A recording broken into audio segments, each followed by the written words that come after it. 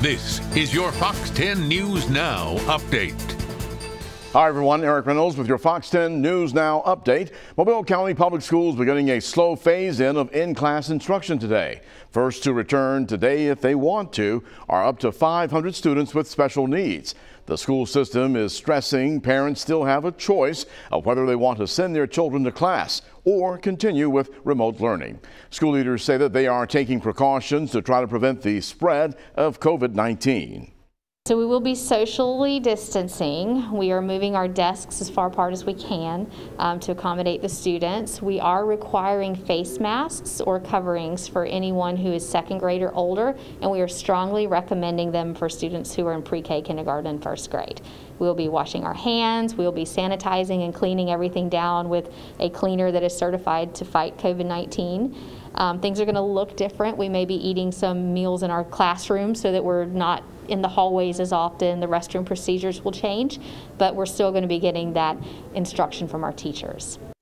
Over the next 4 weeks, all students who want to return will be phased back in by October 19th.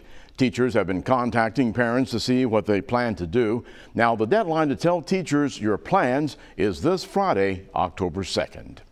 It's back to school today for at least one school district in Baldwin County. Like most parts of Baldwin County, Gulf Shores city schools lost power and suffered some damage from Hurricane Sally. After more than a week of cleanup, officials say that they are ready for students to come back. I want to remind you that Baldwin County beaches are closed until this Friday. Officials say that there's still a lot of work ahead for crews trying to clean up the coastal cities. Gulf Shores Public Works says that crews have been working since last week to get the sand back where it belongs. Officials hoping that most of the restaurants and businesses will be open by Friday, so tourists will have something to do in addition to enjoying the beach. Folks living in Mobile County can expect to see trucks removing hurricane debris starting today. The pickup will be in all unincorporated areas of the county and Dauphin Island. A few things to keep in mind, though. Only Hurricane Sally-related vegetative and construction debris will be collected. Also, make sure that all of the tree limbs and leaves are separated from the construction debris. And one more thing, now make sure that you put everything curbside or in the right-of-way areas. Now that do not block the roadways, though, or the storm drains. Debris pickup has already started in the city of Mobile and in Baldwin County, but it could take weeks to get it all done. Well, things should be back to normal at NAS Pensacola this morning after being on lockdown for several hours because of a bomb threat. According to the base's Facebook page, someone called in a threat yesterday afternoon, prompting security to check out the area. The base gave the all clear just after 4:30. The threat comes less than a year now after that devastating terror attack on the base, and fortunately this time the lockdown ended with no injuries.